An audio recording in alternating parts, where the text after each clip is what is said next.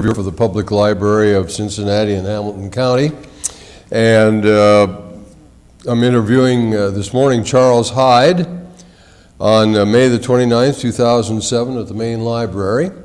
And our camera operator today is Dennis Daly, who is in our great history department here on the third floor of the main library. And we're very thankful to the Cincinnati Library, which is a veterans memorial. It was dedicated to veterans of Hamilton County back in 1954 when this building was opened up. And so the veterans of World War I, they're nearly almost gone. And of course World War II, Vietnam, Desert Storm, all those names are now in a huge book of memory here at the library, and anybody can look them up. So it's a wonderful repository of history. And again, the library has a great Veterans Day program on the 11th of November every year, and hope you can come down sometime because you'll find it very, very rewarding, very interesting. Well, Charles, tell me, I'd like to get started with where were you born? Okay, I was born in Boston, Massachusetts, August 30, 1924. Okay. And almost 83. yes, right. I went to grammar school in a place called Waban, Newton, Massachusetts. It's just about 30 miles west of Boston. Mm-hmm. And the city of Newton is made up of, I think, something like 13 or 14 villages.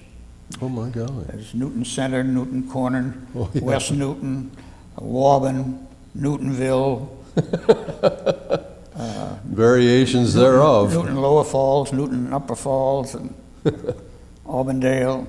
Anyway, I went to grammar school in Waban, and I went to junior high school in Newton Center, mm-hmm.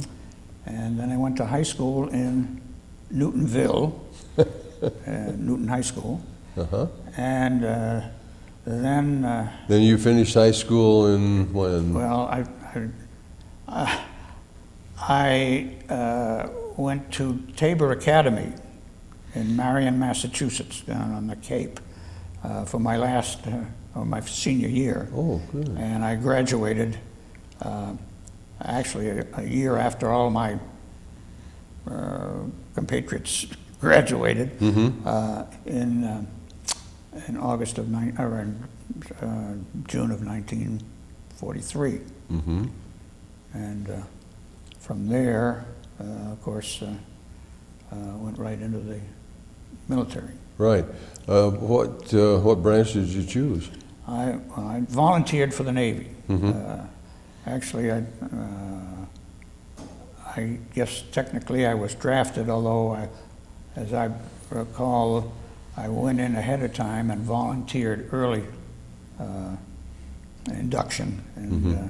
I think the story was that if you went in earlier, you had a better chance of getting whatever you wanted. Right, your choice. So I went in and I got the Navy, and that was,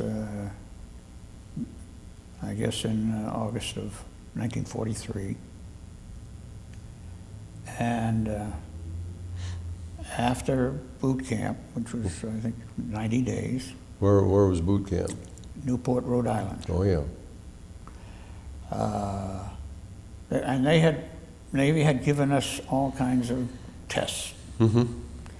And apparently I scored fairly high, so I was selected to go to school mm-hmm. after boot camp. Mm-hmm. And I ended up going to fire control school in Newport. That's funny, I did too. So that was not there, but another 90 days, I think. Right. But anyway, I think 10% of the class got a rating, and mm-hmm. I got a fire controlman third class, petty mm-hmm. officer third class, which meant the difference between I think it was $54 a month and $78 a month. Right. Anyhow, yes. Well, so there you had the rate of third class fire control, and when you finished, when you got that, were you assigned to a ship? I was assigned to what they call the pre-commissioning pool Oh yeah. in Norfolk, Virginia. Oh.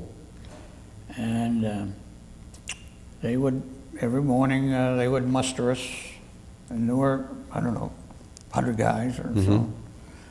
And guys' names would be spelled out, and they'd disappear, signed to a ship, and they'd disappear. Right. Anyway, my turn came a week or so later, and I was assigned to the Blue. Well, it turned out the Blue was still under construction on Staten Island, New York. So I went up to New York, to Staten Island, and I got a room shared with a machinist mate of the Blue, and then of course I met the first class fire control petty officer. Now the Blue was a Destroyer. destroyer. It was a 2200 class destroyer, one of the latest versions, Summers class destroyer. Summer class, yeah. It came after the Fletcher 2150 class.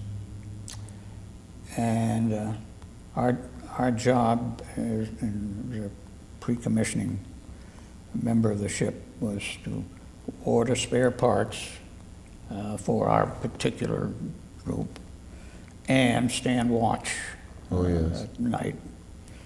And of course it was wintertime then, and cold, and I had a little, it was like a closet with a little space heater in there, and I could get in there, and I had a stool I could sit on.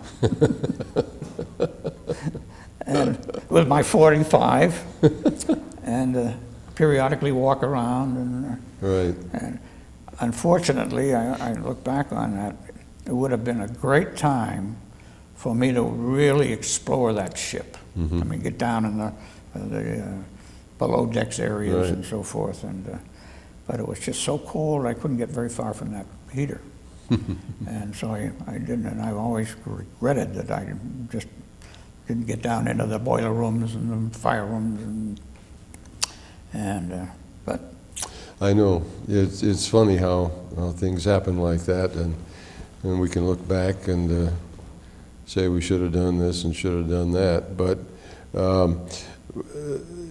your watch was usually at night. yes, Right, and dark and cold, and you had your pea jacket on and and your watch cap and all that sort of thing. So the Blue was she close to being completed by the Yes. time you came aboard? she, let me find my little,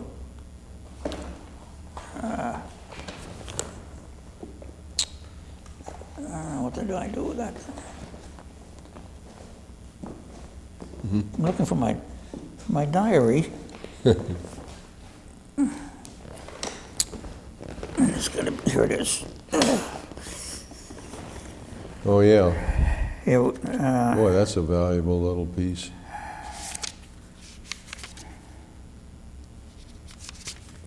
So that would have been what, August, no, this was in March. March of '44.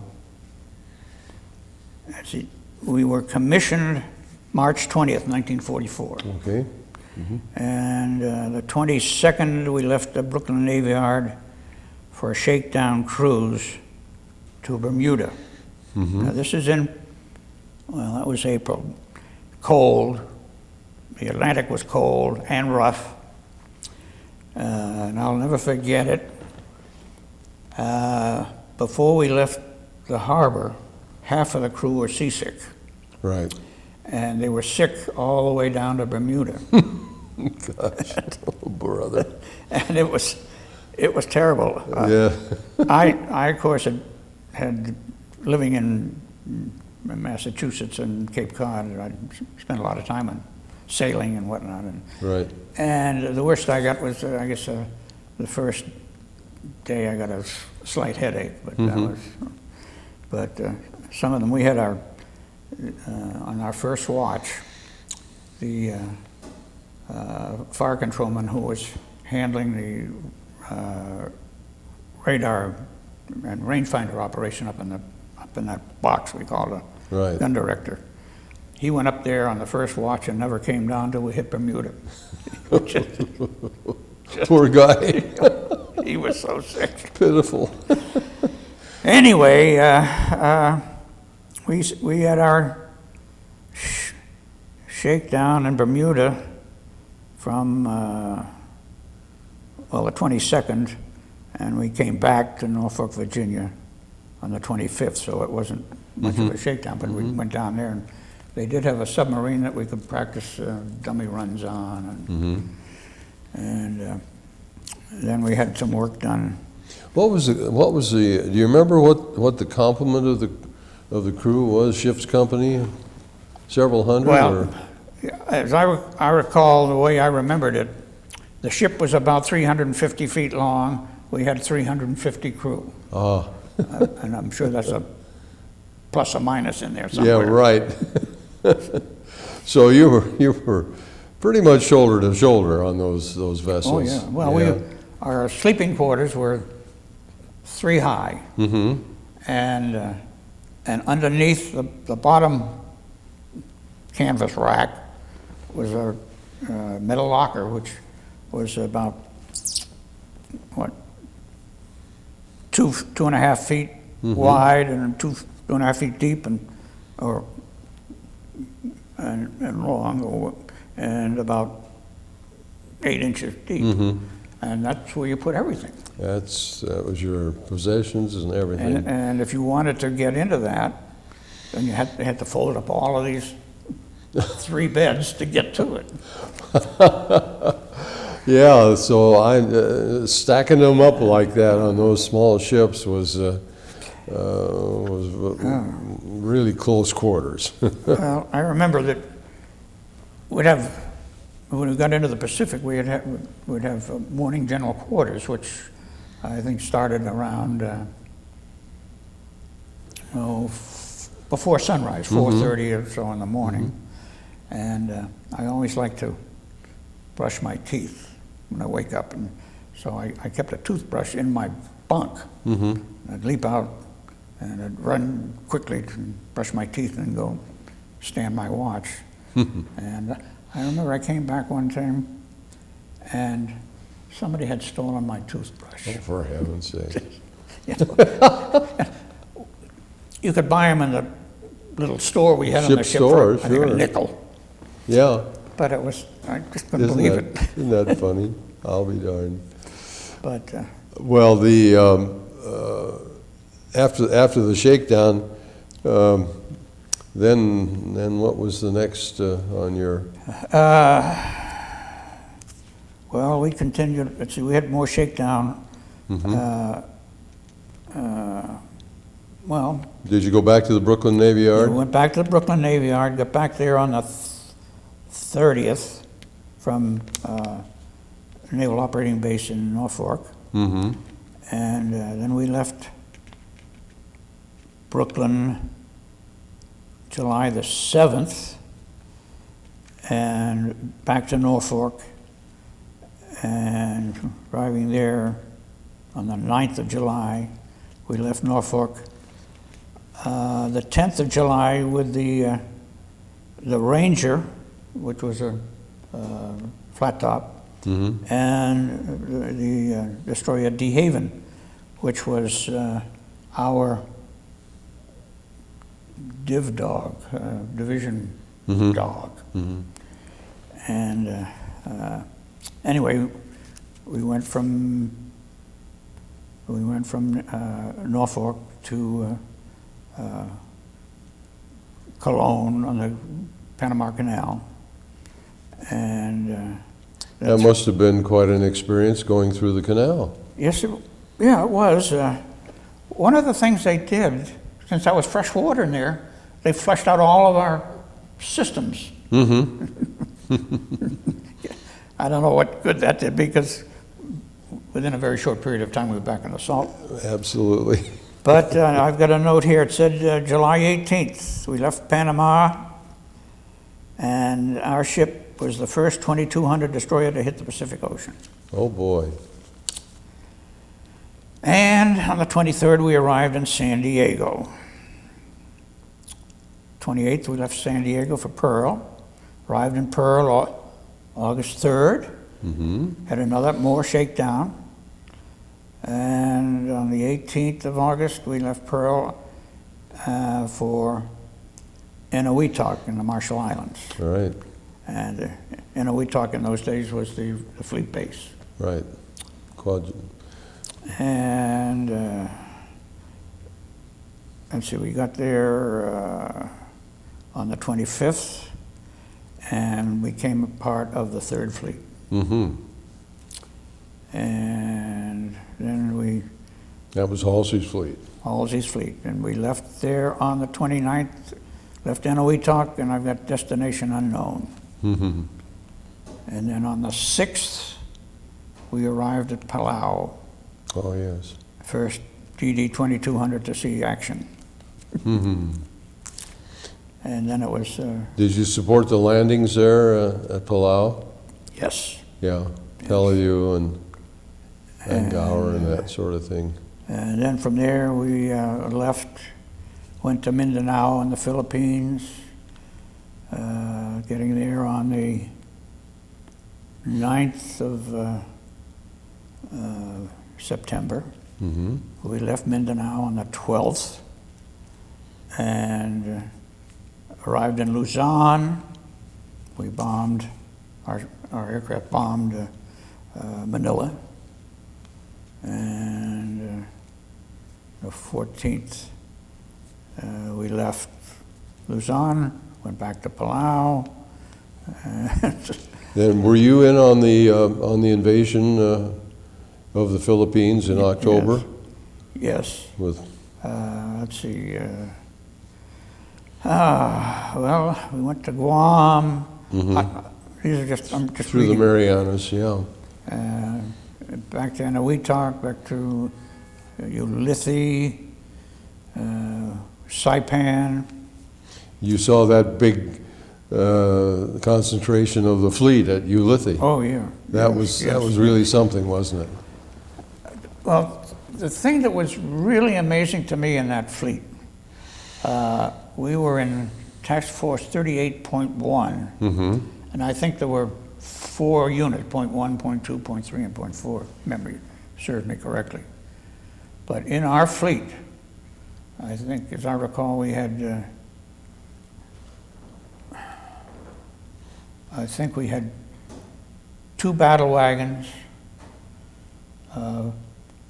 4 Essex-class flat Carriers. tops, I don't know, something like 8 to 12 various cruisers, heavyweight, Heavy and lightweight light. cruisers. Mm-hmm. And then I think like 12 to 24 destroyers. Wow.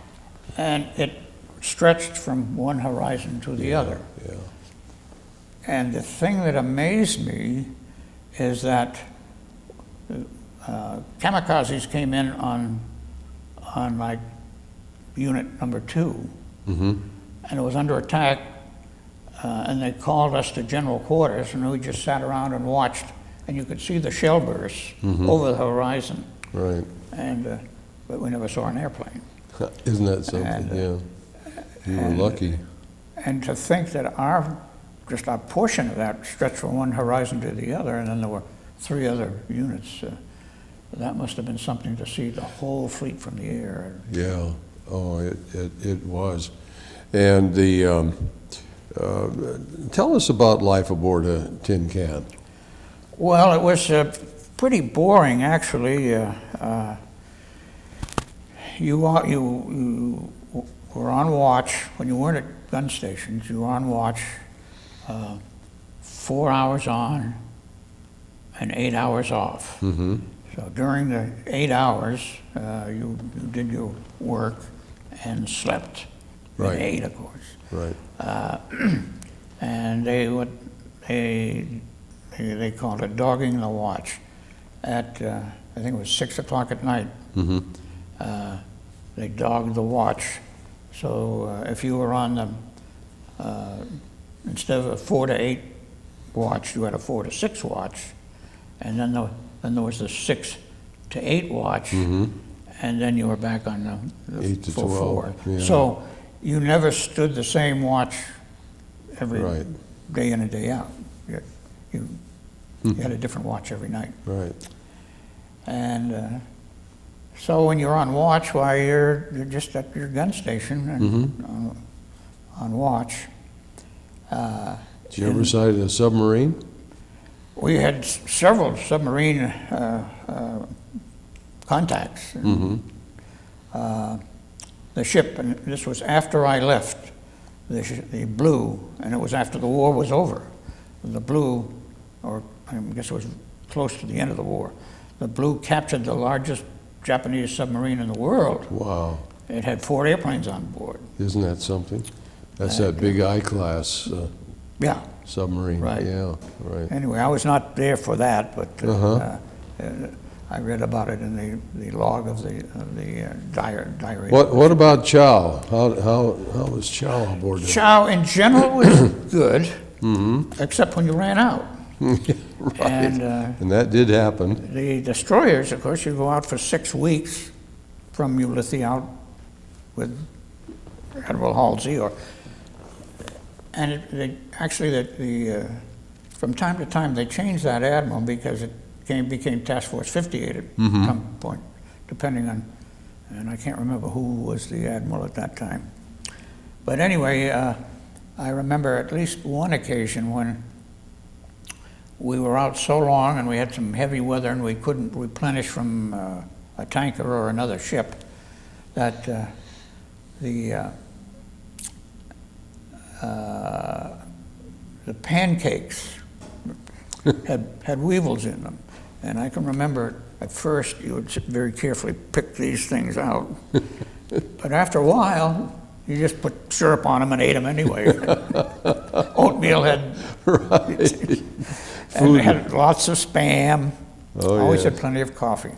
Right. But that didn't happen very often, fortunately. On a destroyer, you never got ice cream. Now, the guys on the bigger ships, the battle wagons Yep. and so forth, they had ice cream and all kinds of things. Yeah, we had, even on our Jeep carrier, we had a gidunk stand, Right. and make out of powdered milk. Well, I can remember being in port, and I guess it was Ulithi, and we were tied up at a repair ship, and I went across up to the repair ship, and they were opening the gidunk stand. And I think I stood in line for 2 hours, and I guess I got about 6 people away from the end of the line and down, closed for the day. Oh, gosh, well, That was kind of tough. right, and how about your shipmates, friends, and so forth? Well, we had I was very close to the guys in our fire control group because we were on watch with them all the time. Of course. And Were they from your part of the country too, or? no, I can remember sitting up there in that box we had. It was a metal box, and everybody smoked. And I Oh, look yes. back on that today, and I think, how did we survive? I know. But the guy that ran the radar and the range finding operation, he was a boy from Georgia, I believe. The gunnery officer, who was an ensign, who'd come up through the ranks, I think he came from the Middle Atlantic states. The chief fire controlman a man by the name of Fay. He came from, I think, New Jersey, or and the other two guys in our group anyway were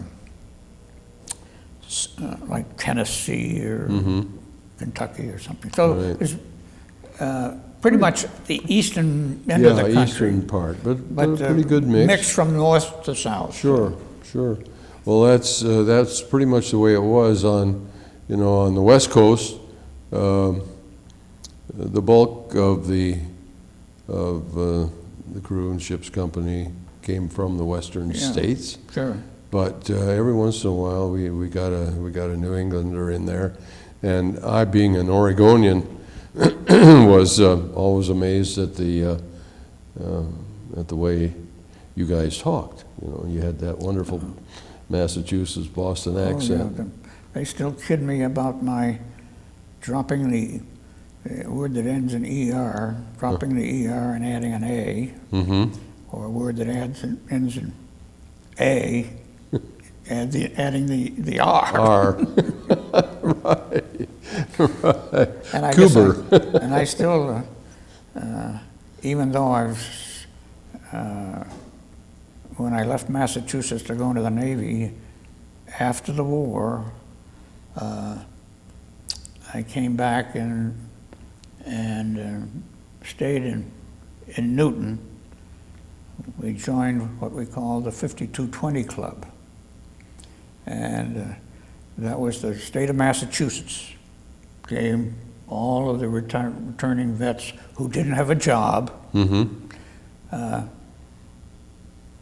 $20 a week. $20 a week. 52. And so once a week we would go down, and these are the guys from Newton that I went to school with. We would go down, draw our $20, and then go down to the local beer joint and drink beer for the afternoon. Sure. The meeting of the 5220 Club. Now, when you went into the Philippines on the Blue, in that large task group, did you see any action at that time? Yes. Well, let's see. You talked about watching the skies, but I just wondered if you had any contact. The Japanese fleet was not really present at that time. Well, we arrived, let's see,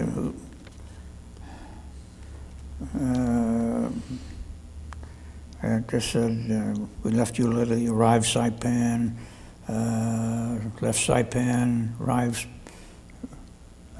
Hunter Killer Mission, arrived Saipan, we lost, it says 1,200 men. I guess it was in that battle there. And that was at Saipan? This is the Saipan, landing in Saipan.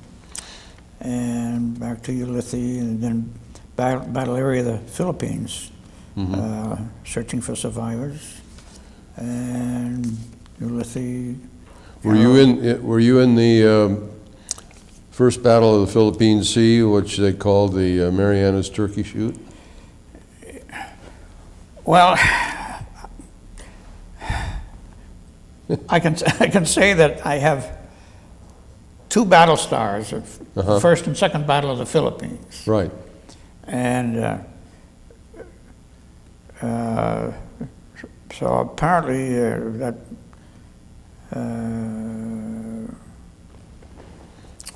well, was that Halsey's group in the Mariana Turkey Shoot? No, When was that? we were. Well, that would have been June, July of '44. The Turkey Shoot was in late June, and Okay, well, no, I did not, because we didn't get to Pearl Harbor until August of 44. Oh, that's right, of course, So, of course. yeah. Well, now, with that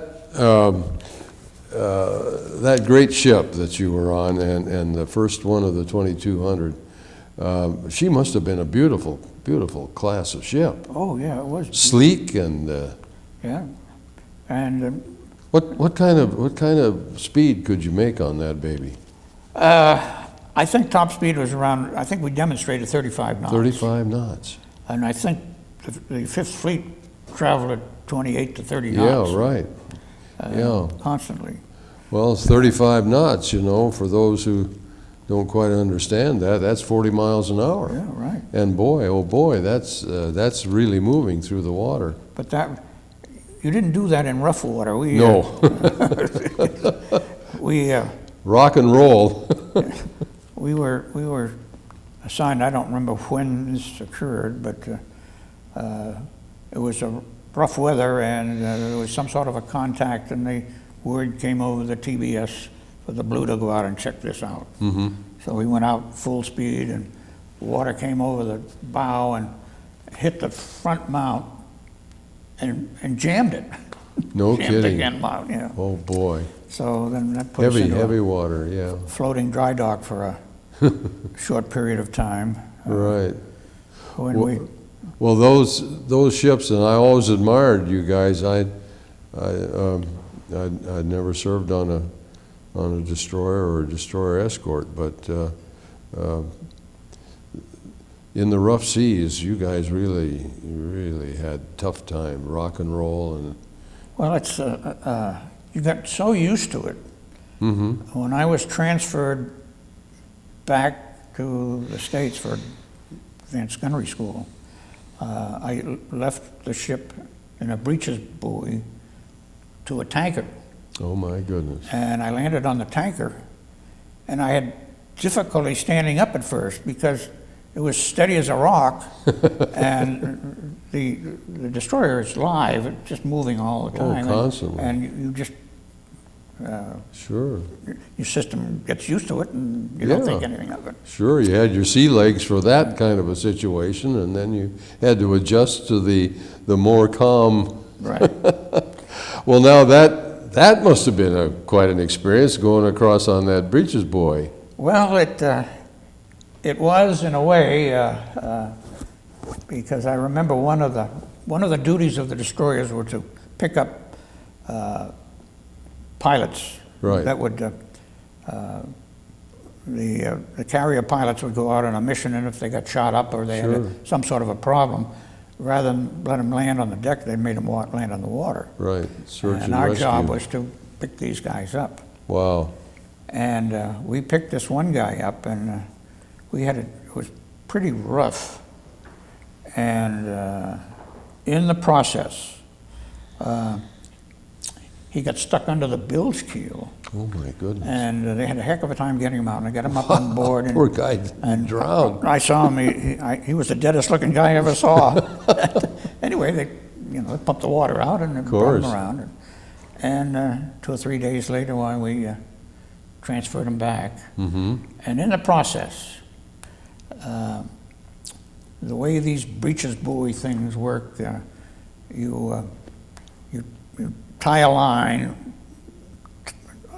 belay it, as they say, to one ship, and then the other ship, you have 20 guys holding it, so that as the ships move apart, while you... Mm-hmm. Well, apparently in this one, they belayed the line on both ships. Oh dear. And this poor guy got halfway across, and Parted the line. Oh my goodness sake. so we picked him up again. And he was not the happiest guy in the world. I wouldn't think so. Well, he was darn lucky that he had you there to save his soul. Well,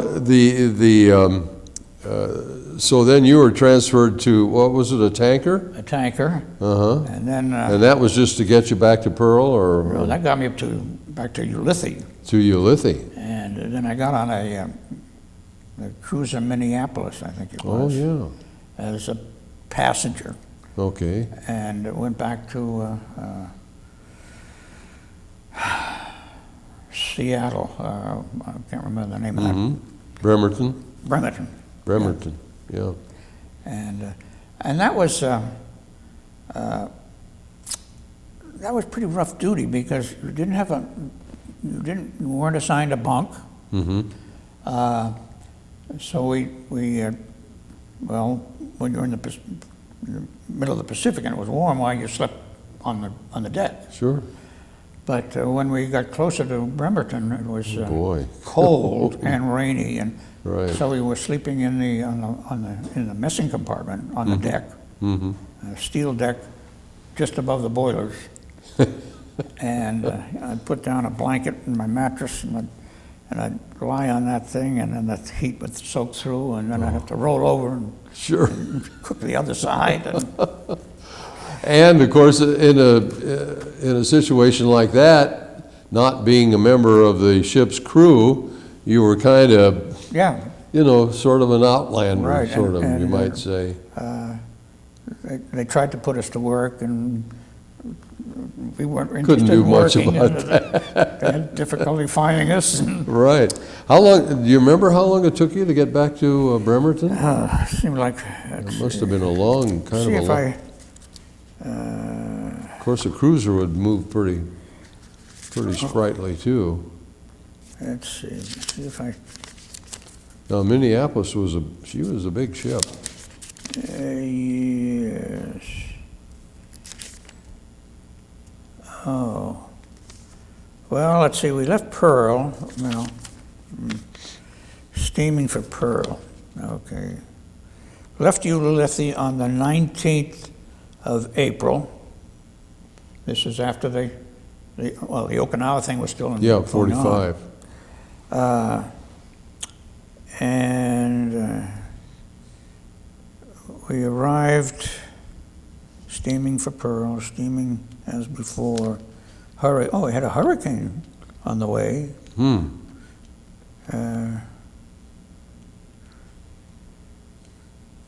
Arrived Pearl on the 27th, so from the 14th to the 14th to the 17th. And no liberty for passengers. Left Pearl for Bremerton, Washington on the 29th. Steaming for Uncle Sugar, cold. Proceeded through Puget Sound, Bremerton, Washington, and then we and Sunday the 6th, it says, transferred to the recruiting station. Oh, yeah. Had liberty in Seattle, and then on the 7th returned to the Navy Yard, and then that's the end of my story here. Well, that, of course,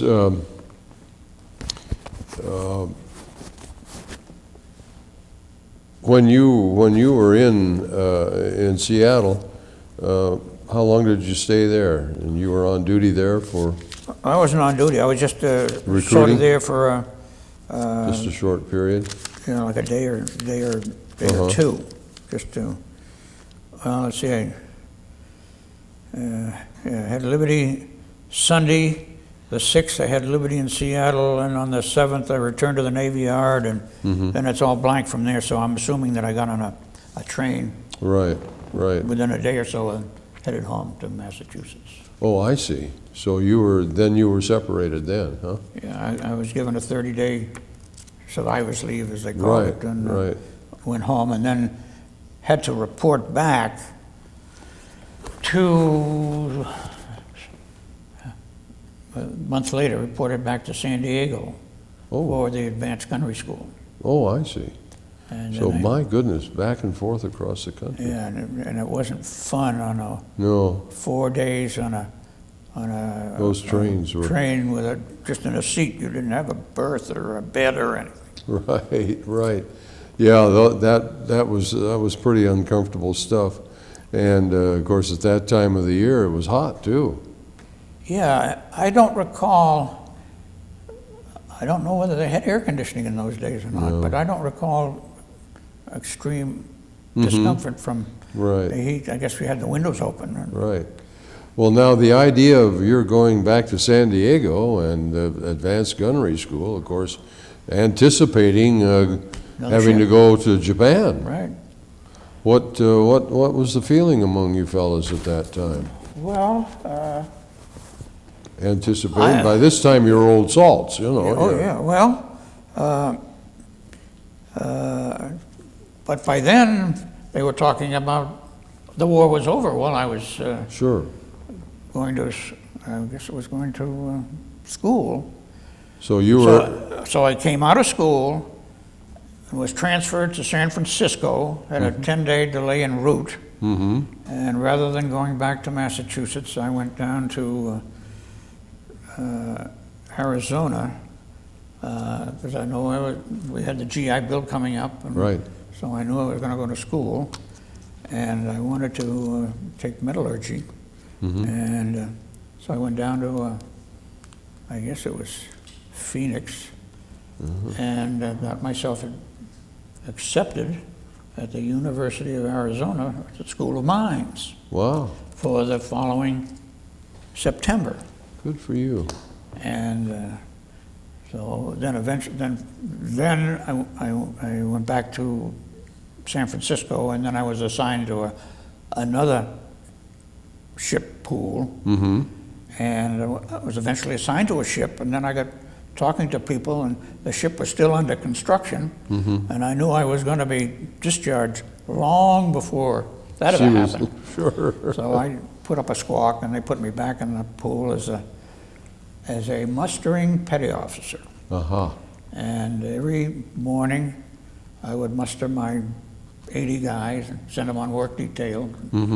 And then I had liberty every night and every weekend. And Hey, not bad duty at all. And there were 3 other guys who were the same deal. And so we just partied. Sure. And on weekends, we would go all over the place. All right. And then there came time that to be discharged. And since I had an uncle living in L.A., I used him as a reference and said, well, I'm going to go stay with him and get a job in California. So I was discharged in San Francisco. And they gave me, I think, $300 or something. And I went back up and stayed with my uncle for a week or two, and then hitchhiked across the United States back to Massachusetts How about that? to see my girlfriend and mother and dad. Boy, those were great times, though, you know, the experiences you had doing that sort of thing. But- Hitchhiking across the country, wow. Well, you wouldn't do it today. Oh, no.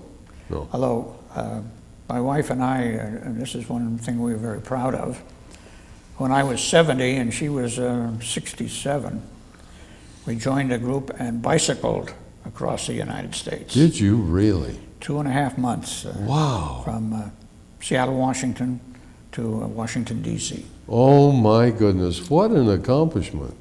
Well, as we used to say, every adjective applied except fun. Everything but fun. The first 40 days, I think it was, going over the mountains, and it rained almost every day. And of course, up in the mountains, it would be snow. Oh, sure. And this is in June. And when they told us that it was going to be June, well, we didn't bring heavy clothes. Right. So. Well, that was great. So you married your girlfriend, your bride. Well, unfortunately, that didn't happen. And that's one of those things that just sort of. Well, I was going off to college. Right. And it ended up, I went to Oklahoma. Oklahoma, University of Oklahoma? No, the Cow College, Oklahoma A&M. Oh. Which is now the Oklahoma State. State, right. Which right. incidentally, I have two degrees? Diplomas. Yeah. One was for Oklahoma A&M, and then I think 5 years later, it became Oklahoma State, and I got another passport in the mail. Diploma. Diploma. Well, So, that's nice. But, Yeah, well, so is that where you pursued metallurgy? no, I took the basic, Oklahoma had a basic engineering course, and it was a mechanical engineering. So I got a degree in power plant engineering. Very good, very good. And now you've indicated that you had some very interesting experiences during the Korean conflict. Yeah, well, Tell us about that briefly. well, after I graduated in 1950, I ended up, the last few months of college at Oklahoma, we would have interviews with companies that would come through and interview to hire seniors. And I went to one for a GE, and I gave them my resume and had a nice discussion with them, but in the course of the discussion, I indicated that I was not an electrical engineer. I was a mechanical engineer, and I didn't think I would be really interested in light bulbs. So I walked away from that, and I think, well, I failed that one. Anyway, I subsequently graduated in June, I guess it was, a couple of months later. And I had a 1935 Ford sedan that I was one of the few guys in college that had a car. And anyway, we had been living, four of us had rented an apartment. The apartment cost $60 a month, so we split that 4 ways. So This is in Stillwater? Stillwater, Oklahoma. And so it was 15, and I was getting $90 a month from the government. Right. Subsistence. So $15 a month went for rent. And then we decided we'd do our own cooking. So we chipped in $25 a piece to buy food. And then guys that were living in dorms, if they would take off on a weekend, why, they would give us their pass, and we could go down and have a weekend meal. Eat at the dorm, sure. And then to Wow. supplement our cooking. You guys were really... And, so we, my total expenses were $25, $35, $40 a month out of, so I had roughly Right. $50 Sure. spending money. So you were doing pretty well. And in those days, all the little farm girls, the farmers sent their daughters to Oklahoma A&M, and it would cost them, I think, like board and room, books and tuition was like $600. Right. So the place was saturated with these young, Great gals. and we used to, my roommates would fire up that Ford of mine, and we'd go down to the local farmer, and we could buy blackberry wine. And as memory serves me, and I keep thinking back on it, it was $2 for a gallon, but that seemed, maybe it was only a quart. But anyway, they came in a jug, and we'd get in that car, and on weekends, like Friday night, I guess, these Oklahomas built up, it's like squares. It's all, everything's 25 miles apart. And so somewhere within that 25-mile radius, there would be a dance. Sure. And it was the old Johnny Lee Wills and his Oklahoma Night Riders. Boy. So, And there were always girls. And we would go to that and with that jug of wine, and Oh, we my would just have gosh. a ball. What a wonderful time. Well, then you, 1950, you graduated, And and that's when the Korean War got started. yes, Yeah. and I graduated and I didn't have enough money to buy gas to drive that car back to Massachusetts. So, this is the way my life has been. They had a hailstorm out there in Stillwater, and the stones, and I'm serious, they were the size of softballs. Wow. I was out of town that day, so my car was not completely demolished like a lot of cars were. Right. But the school buildings were tile, and it broke all that tile. Just imagine. And these four-story buildings, storms, so forth, that stuff came sliding down like it was a snowstorm. And Cascade. big piles of broken Right. tile all around these buildings. Right.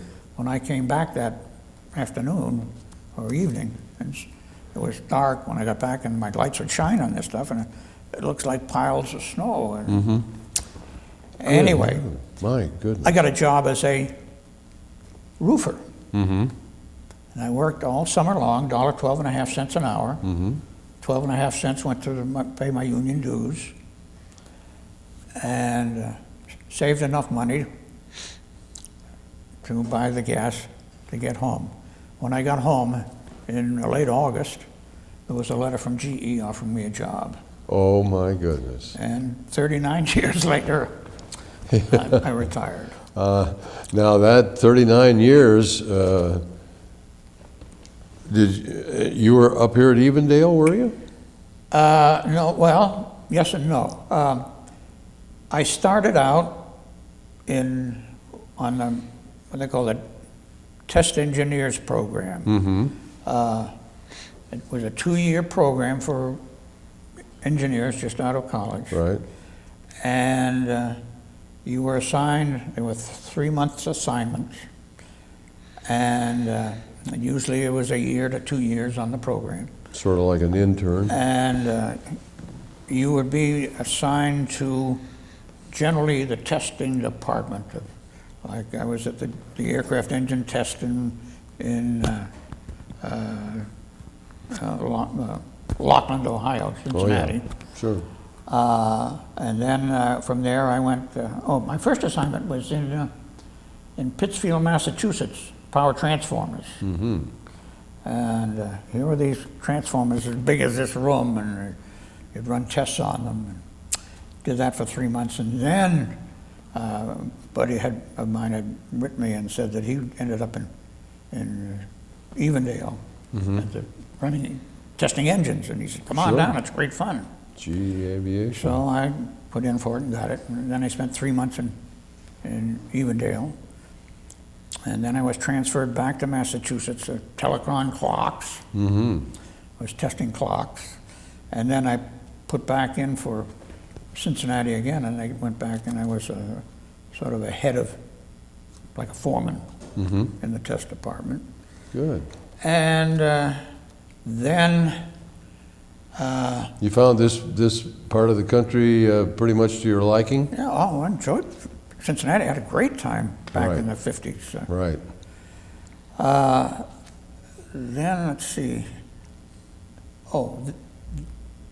Then it came time to get off the test program. And I thought I would like to get into the field of some sort. So I ended up in field service as a tech rep. And I had assignments in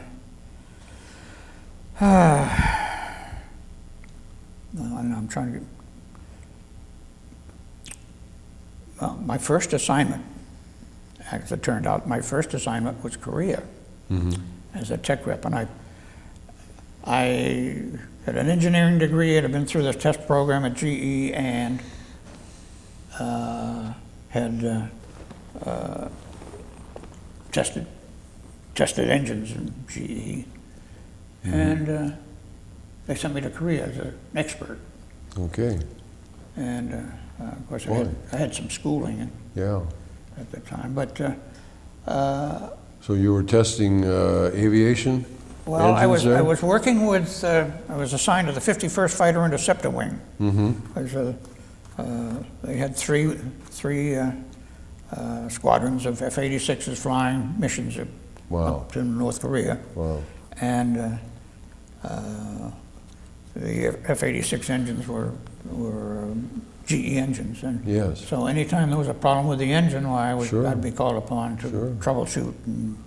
And My goodness, well, that must have been, I wish we had some more time here, Charles, because like we're running out, and you've had such a tremendously interesting career, and maybe we can get you back again sometime, and we'll talk about your experiences in Korea during that period, because that was that was a rough time in our national history too. So here you landed in Indiana, and I came back from Korea and Yep. got married. I was still in field service, and I got on a boat right away and went to England, and I worked with the Air Force in England. well, isn't that something? And My gosh. then came back, and then I went into the factory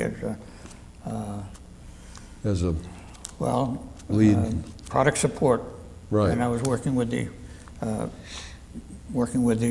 military in product support, and B-58 bomber program. I did the installation work on that, and then we went into the commercial business, and then I went into sales and into Well, that's just wonderful. We've had a wonderful time here with Charles Hyde telling us about his life, and you're going to get a DVD of this for you and your family, and a copy goes to the Library of Congress in Washington for the archives, and one stays here on public record. So your history and your and we thank you so much for your imparting this life and information to us, Charles, and God bless you, and thank you for your service, and my pleasure.